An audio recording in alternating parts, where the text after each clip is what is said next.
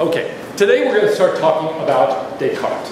We've been discussing the rationalist tradition that starts with Socrates and Plato and develops through Augustine and a variety of other medieval philosophers and Christian, Jewish, and Islamic thinkers, and then really becomes transformed in the work of René Descartes. Now, a lot of you are familiar with Descartes already. You've probably studied Cartesian coordinates when you were in high school. And so he was a mathematician, a physicist, as well as a philosopher. He was, above all, though, from our point of view in this class, a brilliant philosopher who really starts something dramatically new. Starts early modern philosophy, as it's now called, and so marks a break between the medieval and Renaissance traditions and something that he and other followers refer to as the new way of ideas. So Descartes takes this tradition and keeps it within the broadly Platonic tradition, but still does something really new with it by introducing ideas as the crucial term. We've already met that, actually, in the philosophy of Locke. An idea is whatever is before the mind when one thinks, Locke says, and it's the same idea in Descartes. Between me and the objects, as it were, are these ideas, these things in the mind that serve as representations of what goes on outside. So, let's talk about his beginning. He starts with a method of doubt. And he begins by saying, you know, a lot of the things I used to think I knew, it turns out I don't believe any longer.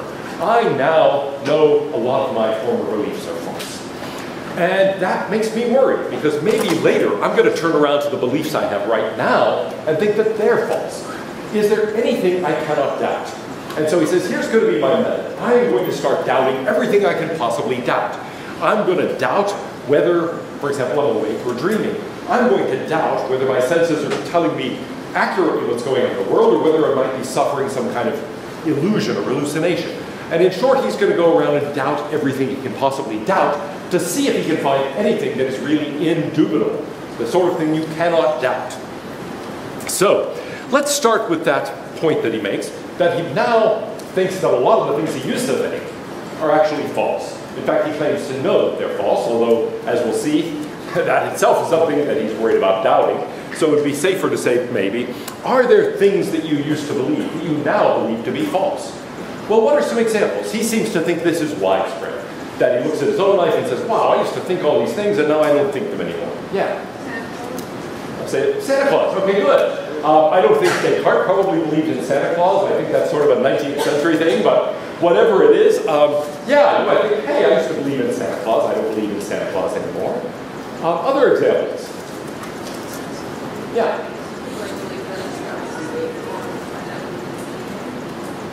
Oh, okay, good. You might be in a position of having trusted someone and then later realize that they lied to you or that they were cheating.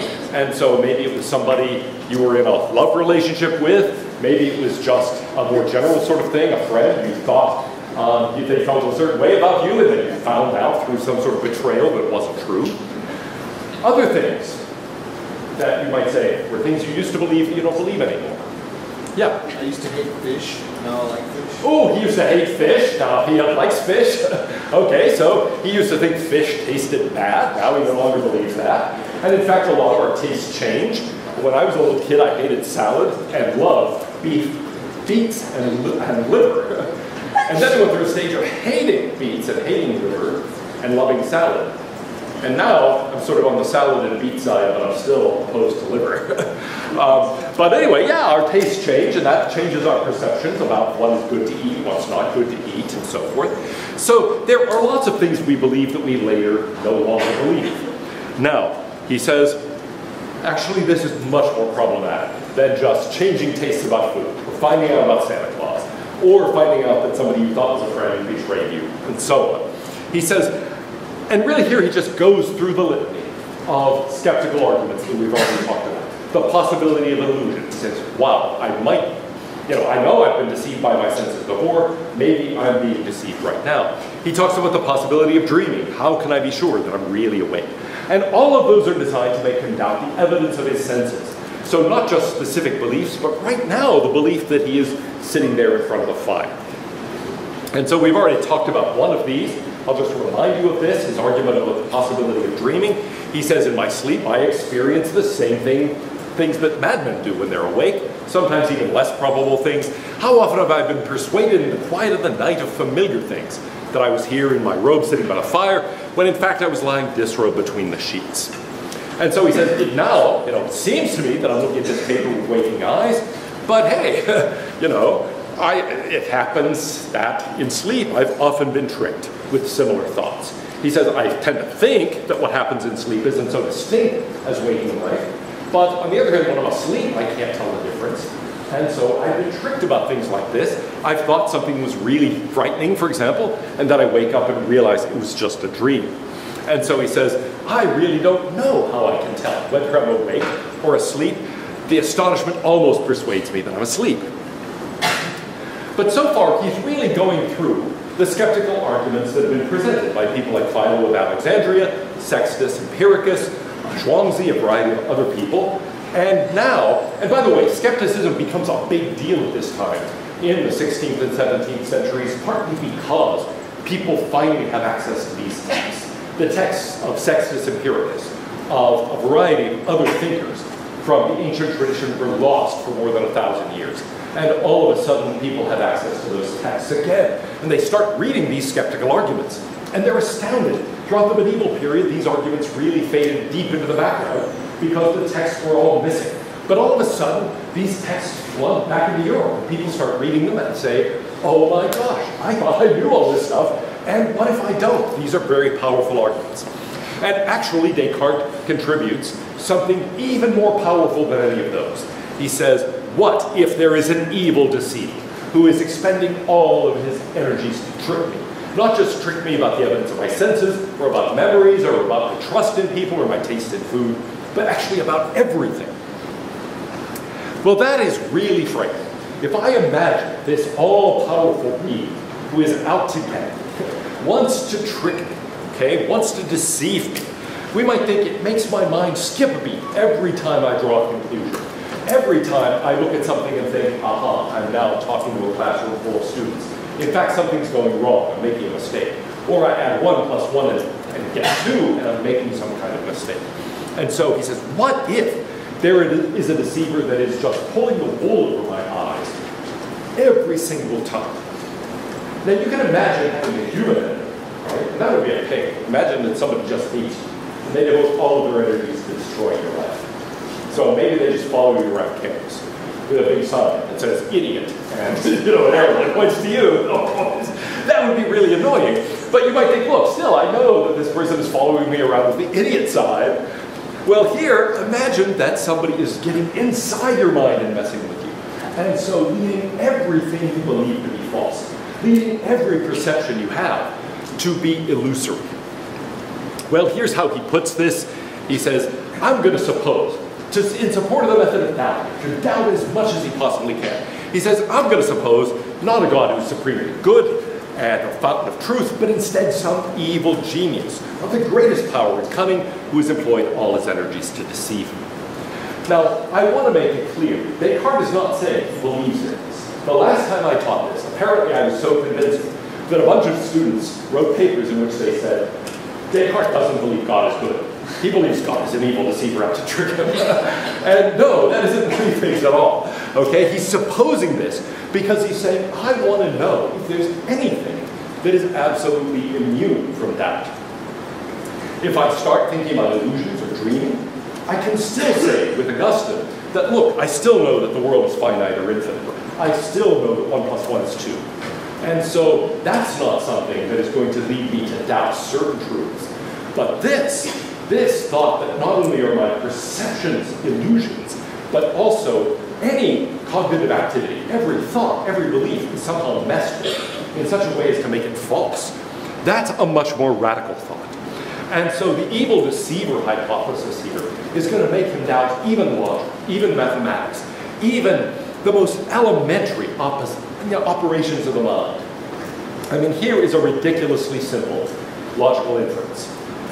If I say, it is Wednesday, and it is Wednesday, therefore it is Wednesday, okay? You might think, wow, that really is unhelpful. But what if I'm somehow going wrong? What if P and P does not imply P? What if somehow my mind just goes, and I get the wrong conclusion, even in such simple cases? And he's worried that that's a possible hypothesis. There could be a deceiver that just tricks me about everything. Now, in fact, this is a profound change in the game, you might say, between the skeptic and those who oppose the skeptic. The skeptics, by the way, call those who believe they know something dogmatists.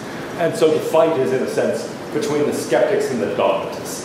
But nobody who is on the other side calls himself or herself a dogmatist, because it sounds bad, right? You know, what's your philosophical view? Oh, I'm a dogmatist. That sounds really awful. But that's what the skeptics call those who believe that they actually know something. Anyway, it does change that situation pretty completely. Why? Well, classical rationalism is built on the idea that we are able to have knowledge independently of experience, that we're able to, in other words, have some knowledge that is really knowledge of the world, that is synthetic knowledge, but is also independent of experience, is a priori. And why? Well, because the structure of the mind matches the structure of the world. How could I possibly, without experiencing it, know anything about the way the world is? There's actually a wonderful example like this in Avicenna, who is a rationalist, and we've talked about it in another connection. He imagines a flying man, and he says, suppose there was somebody who was really in a sensory deprivation tank from birth, so that they had no experiences, they got just no visual impressions, they heard nothing, felt nothing. Is there anything that that person could know? And he imagines them with their ears and eyes stopped up with wax or something, flying through the air, but flying in such a way that they would, I mean, you really have to sort of imagine that they're doing this without feeling the wind, without feeling anything. They're just suspended somehow. Now, is there anything that person could know? And it's the same question Descartes is asking when he addresses this and says, look, suppose I had no experience at all. Is there anything I could know about the world? Well, it would have to come just from within my mind, right? Because it couldn't be coming from anything external. My sense organs, my hypothesis here, just shut off. I'm getting no sensory information at all. So it would have to come from inside the mind. Well, how could something inside the mind give me any information about the world out there? The empiricist said, well, it couldn't. All knowledge comes from experience. All ideas come from experience. But the rationalist says, no, wait a minute. I think there is something I can know just by understanding things about my own mind. And that would tell me something about the world. So that's what Avicenna says, that's what Descartes here says, it's what earlier Augustine had said. Now, how does it happen? Well, we need to understand the nature of the challenge. So here is the picture we had in Philo of Alexandria, a sort of classic and theistic picture of classical rationalism. The idea is, here's how we can know, just for reflecting in our own minds about the structure of the world, or about the nature of the world. We could know certain things, not everything, by the way, not even much, but something. And why? Because we could reflect on the structure of our own minds, and the assumption in the background is our minds are structured the way the world is. God has stamped both of us, our minds and the world, with the Word of God.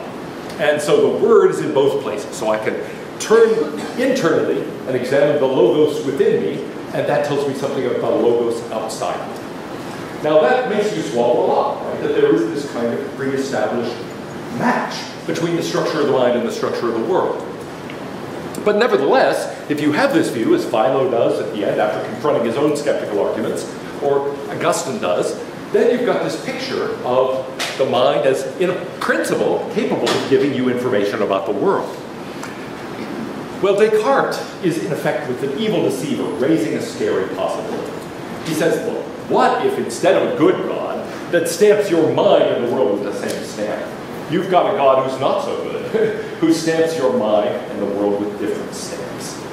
So here I've got a little picture of, you stamped with the Word, and then the world stamped with the Latin verbum, and they're different, okay? So the world has this kind of structure, your mind has this kind of structure. They actually don't match. Maybe none of our ideas actually match up with the way the world is. Maybe none of them are adequate and actually reflect the structure of the world. Maybe none of our beliefs, therefore, really map onto the world in anything like the way that people have traditionally identified with truth. And actually, even that picture is not nearly radical enough, right? Because verbum is just the Latin translation of word. I can make it look a little scarier by putting it in Greek, logos. And then it looks a little more foreign. But it's even better if I go to something unintelligible. Okay, so suppose our minds Because after all, you can translate between English and Latin. You can translate between English and Greek. But what if we can't even translate between our own conceptual apparatus and the way the world really is? So I'm imagining here that we have some kind of language that is really untranslatable. I just used the symbols that look like the most fun out of the symbol font, by the way. But, so that there's no deeper meaning to that. But anyway, that's sort of the thing that I think he's asking you to contemplate. What if the stamps by which the world is structured and the stamp by which our mind is structured are just so different that we can't even translate between them? And so when we try to describe the world in our language, we're just making radical mistakes all the time. And in fact, maybe the whole world doesn't even have anything remotely like the shape that we think it has. Well, that's the sort of challenge that we get when we think about this sort of thing. It's not just, maybe there's something funny going on between my sense organs and the way the world really is. Maybe there's something deeply strange going on about the connection between my mind and the world. Maybe they just never match up. Maybe they could never even be translated into one another. So to put it in a different sort of picture, we had this image of Plato's philosophy of mind, where my mind in thinking about something as a triangle is turned both to the object of perception, that particular triangle, but also to the form of triangularity, by virtue of which I'm able to recognize that thing as a triangle. And we said, how is that possible? Well, in some way, the form of the good plays some sort of role, but we had a hard time understanding what that role could really be. Well, in Augustine, the problem is solved by turning the forms into ideas in the mind of God, and then allowing God to illuminate our minds with them. So they're mental.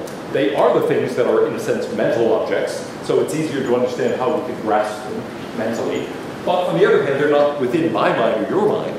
They have this external transcendent existence in the mind of God. But now you can see what Descartes is doing.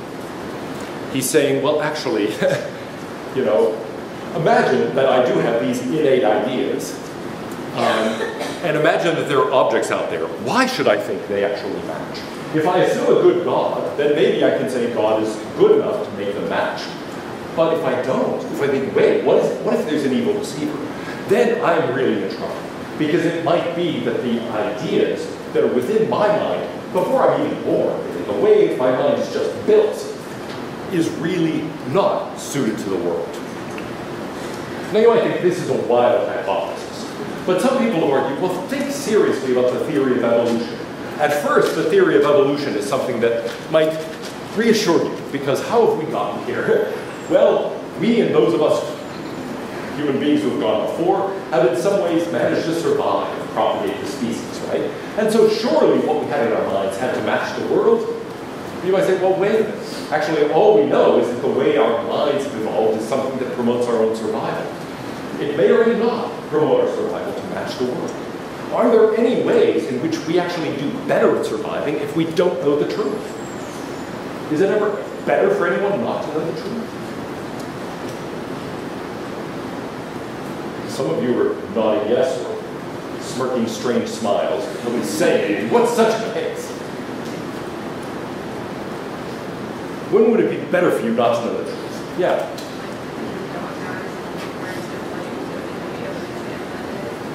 This actually happened to my wife when she was in college.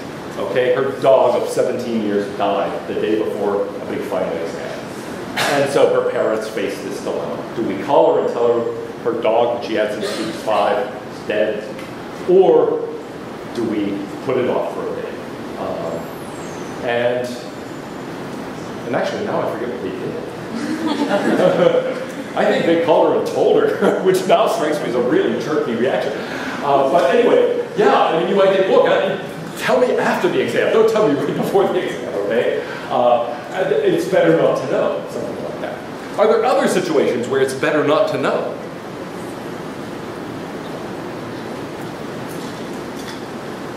Yeah? I guess, like, if we lived in the Matrix and you didn't want to, like, wake up in that really shitty world.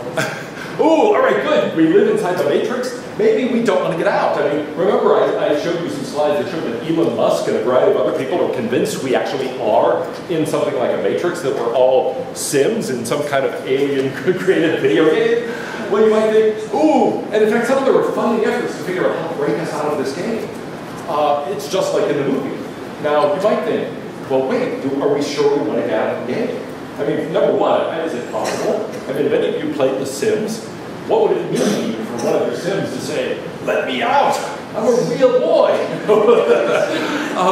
But also, you know, it might be that the Sim gets out and says, oh gosh, this is awful, but let me back in.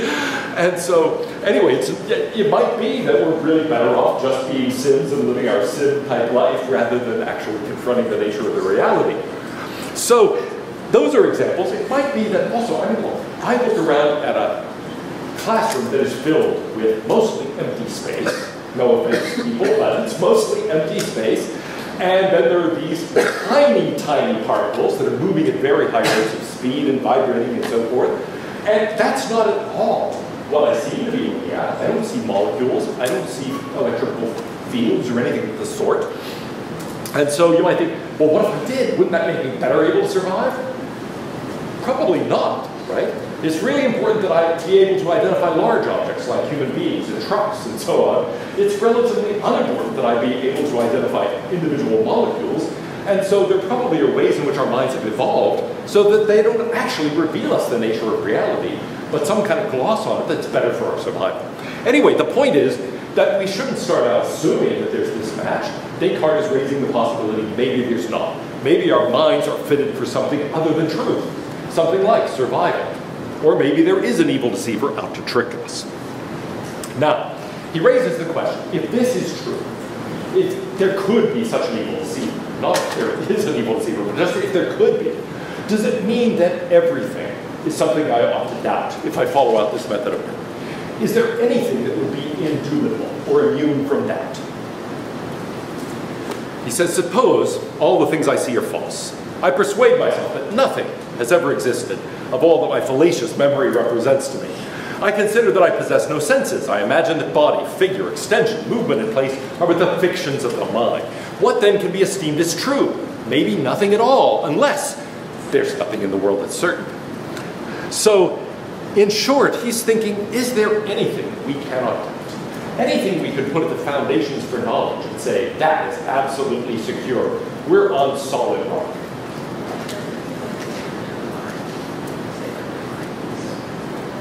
Ooh, all right, good. You might think, well, wait a minute. Maybe everything is a figment of the mind, but that can only be true if there's a mind, right?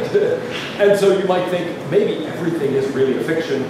It's a figment of my imagination, but that must mean that I have an imagination. And so here is a way of trying to get something, right? I could say, hold on a second. Think back to Avicenna's flying man, this guy who has been in the sensory deprivation tank his whole life. Is this someone who could actually come to know anything? Well, yes. Okay, there would be mental activity of some kind. Probably not much, not very interesting, not very rich, since there's no sensory information coming in. But nevertheless, that person, Avicenna says, could know that he existed. Okay, he wouldn't know anything else about the world, but he could know that he was. And indeed, Descartes says the same thing. Is that an airplane? I'm beginning to doubt the evidence of my senses. All right. Anyway, he says, there is some deceiver or other, very powerful and very cunning. Whoever employs his ingenuity in deceiving me, then without doubt, I exist also if he deceives me. And let him deceive me as much as he will, he can never cause me to be nothing so long as I think that I am something. So here's the idea. I've got this evil deceiver out to trick me about everything, making my mind skip a beat every time I have a thought. But wait a minute, when I get to the thought, I exist. Surely that's something that I've got to be right about. After all, if I don't exist, who is this evil deceiver who is tricking me? And so, how could I be wrong that I exist?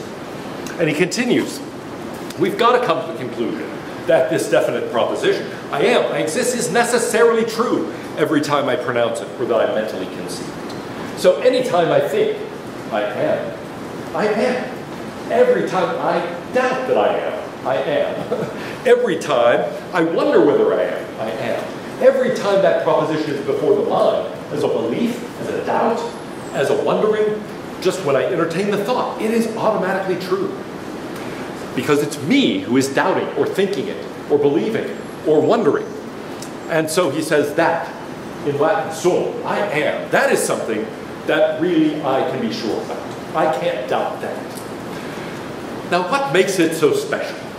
What is it that is there about the I am that makes it really unique? Or at any rate, almost unique. Well, he says, here's the thing. I can't think without existing. Now, notice it's really important that this is in the first person, I am. Is it possible that Dan Waterback exists is false? Well, sure. Right? I mean, I didn't have to exist, for one thing. My existence is contingent. For another thing, I mean, even now, I think it's true that I can doubt it. Because maybe I'm not Dan Waterback. Right? Maybe there were babies switched to birth. Or maybe there was no such thing. I mean, my parents just stole, they didn't really have me, as they said. They just stole me from somebody. And so maybe I'm Max Schnell or something. And they just gave me a name that was in accordance with the family name. So there is no such person as Dan Waterback. So Dan Waterback exists. That could easily be false. But I exist. How could that possibly be false? I can't even think it without actually existing. Okay? And suppose I did try to doubt it. Suppose I say, well, wait a minute, Descartes, I think I can doubt whether I am. He says, wait, who's doubting it now? And the answer is me, okay? I have to assume that I am, even to doubt whether I am. So he says there's something really unique about this. It doesn't make any sense to doubt it. The very doubt confirms that it must be true. So that's something that we can put at this bottom level. This foundation that is absolutely secure, on solid rock, bulletproof. Can't be wrong about that. Now, what about this? I think. He says actually the same thing is true for it. Why? Of thinking, I find that thought is an attribute that belongs to me. It alone can't be separated from it. So, suppose I wonder whether I am. In wondering, I am thinking. And so whether I doubt that I am, or I doubt that I think, I wonder whether I think, I wonder whether I am, all of those are examples of thinking. So just entertaining that thought is something that automatically makes it true. Moreover, he says, thought is something that can't be separated from me. I can doubt whether I really have a body. I can doubt whether my senses are accurately portraying anything about the world. Can I doubt whether I have a mind? He thinks the answer is no. Can I doubt whether I think? No, because that doubting is thinking. It confirms the very thing I'm doubting. So he says, to speak accurately, I am not more than a thing that thinks. That is to say, a mind or a soul, an understanding or a reason, which are terms whose significance was formerly unknown to me. I am, however, a real thing, and I really exist. But what thing? I have answered, a thing which thinks. And so that's what I am. Am I a human in a body? I can wonder whether I'm really human. Maybe I'm really an alien. Maybe I'm the first robot to actually have consciousness. Maybe all sorts of things like that are true of me. But nevertheless, I must be a thing that exists. I must be a thing that thinks. That can't be separated from me. I can't doubt whether I'm a thinking thing, even if I can doubt all sorts of other things about myself. And so the I think, the I am, those are things that are true every time they're thought or uttered. Even doubting them confirms them. Now, in another work, he expresses it in this famous formulation, cogito ergo sum. But notice that that's not the way he puts it in the Meditations. It is not, I think, therefore I am. It's rather, I am, at the beginning. That's something that's absolutely secure. Oh, and wait a minute, I think that's also absolutely secure. And if anything, in this rendition of it, in the Meditations, it looks like if there's an argument between the two, it goes the other way. He starts with the I am and then gets to the I think. But actually, I don't think it's meant to be sum ergo cogito. I think it's instead just meant to be, here are two things that are absolutely secure. Number one, I am. Number two, I think.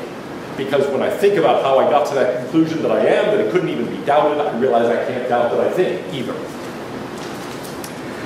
Well, what makes the I think special? It's the same thing, right? It is self-justifying. It makes itself true. And why? Because the moment I doubt it, I realize doubting is thinking, and so I'm in fact confirming. Every time I doubt whether I think, or wonder whether I think, or even believe that I'm not thinking, I am thinking. And so any of those mental acts is something that confirms that I think. So that goes in the foundation. And now we face a problem. What am I? Well, I'm a thing that thinks. And what is a thing that thinks? It's a thing that doubts, understands, conceives, affirms, denies, wills, refuses, that also imagines and feels. The reason I have conceives there in the brackets is that that's inserted in the French version. The original meditations were in Latin, and it's not there in the Latin, but it is there in the French that he prepared just a couple of years later. So, all of those things, doubting, understanding, conceiving, affirming, denying, willing, refusing, imagining, feeling, all of them are forms of thinking. So notice it works with all of those. Gee, I doubt whether I think. Haha, you're thinking. I understand that I think. Good, that understanding is thinking. I conceive, I just entertain the possibility that I think. That's a thought, so it's true. I affirm that I think. Gotta be right. I deny that I think, but that denial is thinking. And so actually my denial is incorrect because I am thinking. I will that I think, but willing is thinking, so I'm already doing it. I refuse to think, but your refusal is thinking, so you lose. Actually, this would be a good Cartesian bet, right? I bet you that you're a thinking being. And you say, I accept the bet. Ha ha, I got you. Right? Or I don't think I am. Got you. That refusal, that denial, that's thinking. Okay, now, what about the rest though? Now I've already claimed to know something. I know that I think, I know that I am, I know that I'm a thinking thing. But is there anything else I can know? What about all those appearances out there? I think I'm speaking to a room full of people. Am I right about that or am I wrong? Well, how can I be sure? So far, we've only got two little things. Maybe three, if I say I am a thing that thinks, is there in that foundation. How do we get from that to anything else? He says, well, yeah, look, I am, I think, the same person who feels, who perceives certain things. I see light, I hear noise, I feel heat. Now, wait a minute, what if I'm dreaming? What if all that's false? He says, let it be so. At least it seems to me that I see it. At least it seems to me that I hear noise, that I feel heat. That can't be false. So we've seen this move already in Augustine. Augustine says, could I be wrong that this is sweet? Sure. Could I be wrong that it tastes sweet to me? No. So could I be wrong about seeing light? Yeah, maybe there's some kind of illusion taking place. Could I be wrong that I seem to see light? No. And if you want to imagine this, just shut your eyes and put your hand over so that no light is getting in. Do you seem to see light? I mean, I do. I see various images there. And it says, well, I can't be sure. In fact, I'm pretty sure those things aren't really there. On the other hand, they seem to be there. I do actually see those images. So if I just retreat to talking about what appears to me, I seem to have that knowledge. In any case, here are the conclusions that he's really driving. I am a thing that thinks. Moreover, I'm essentially a thing that thinks. Could I be a thing that did not have a body? Yes, I can imagine myself without a body. Could I be a thing that actually is completely, massively deceived about the nature of the world? Yes, I could be. Could I be something other than a thinking thing? Could I be a thing that does not think? No. So I am not only a thing that thinks, I am essentially a thing that thinks. I can't even imagine myself. I can't even entertain the thought that I am not a thing that thinks, because that entertaining is thinking. So here is the dramatic conclusion he draws from that. I am in a position to know my own mind more securely than I know anything else. Why? I can know that I think, I can know that I think, and I can know that more securely than I know anything about the world around me, anything about what the senses reveal to me. So he says, there is nothing that it's easier for me to know than my own mind. Now, at first glance, that sounds crazy. I might think, look, I know lots of things before I know my own mind. So, why did you do that, somebody might ask. And I might think, yeah, I don't know, right? That might seem puzzling to me. But if somebody says, why, when you took the keys out, oh, this is a keys, wait a minute. Why, when you took the keys out, did they fall? I think, oh, I can explain that. So there are all sorts of things I think I know about the world more securely than I know certain things about my own mind. And Descartes isn't denying that, but he's saying, look, there are some things about your mind that you know more securely than you know anything else. Maybe your deeper motivations about something. If somebody says, what is your deepest desire? What is your name? What is your quest? What is the airspeed of a swallow? Etc. This is, look, you might think, what is my quest? That's a harder question for most people than, well, maybe not what is the airspeed of a swallow, but what's my favorite color or something. And so I could say, well, yeah, look, there are certain things about my mind that might be hard for me to know. But some things about my mind are actually the easiest possible things for me to know. But now, is there anything else I can know? He says, I'm certain I'm a thinking being. But do I not therefore likewise know what is required to make me certain of something? We see here a kind of argument that is very powerful and that is key, I think, to certain moves in the Platonic tradition. It's a kind of argument, notice, that says, I'm sure about this, but wait a minute, something else might be required for that even to be possible. And so there's a style of argument here we're going to see several times again. And it's a tricky style of argument, but it is a style that I want to put a label on because it sort of goes on here in Descartes very quickly.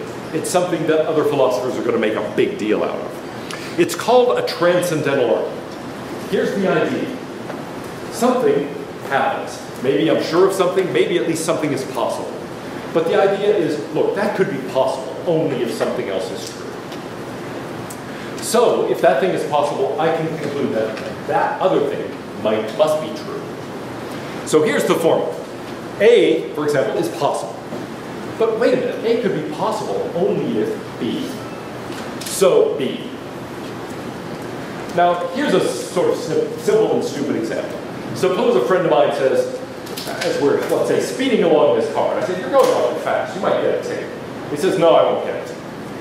And I said, you know, how can he be sure? And he says, look, I'm not going to get a ticket. And I think, how can it be possible for this guy to be sure he will not get a speed? Is there something that would have to be true for him to be able to be sure he wouldn't get a speed? Now, what would, in fact, have to be true in that case? That somebody could just be certain they wouldn't be pulled over for a speed? Yeah. Ooh, maybe he knows where all the police are in the area, right? He's got, I don't know, maybe he's got some sort of police GPS that tells him where every officer is. So I said, no, I can be sure. Because I know where the police are and they're not around. Is there some other possible explanation for this? Yeah? It's somehow co-figures. Okay, maybe he's a prophet. And he predicts the future and he says, listen, I've seen the future and I do not get a ticket. So cool. That's a possible explanation. Are there others? Yeah? He's friends with everyone on the police force. Good, he's friends with everybody in the police force. So it's like, look, I'm not, they know my car, I'm not going to be pulled over for speeding. So that's a possibility. Yeah. Ooh, all right, maybe he's very wealthy and he can pay him off. And so he's sure he won't get a ticket because if he does get pulled over, it'll be just like, hey, officer. Yes? Maybe he's not speeding. Oh, maybe he's not speeding. Right, maybe he's somebody who's trying to look cool and he's purposely tampered with his speedometer. So it looks like he's going 90 when really he's not. I mean, I don't know why somebody would do that, but they might want to impress their friends. Look how fast my car goes. I know, it says, you know, 73 Pinto, but really, it goes very fast.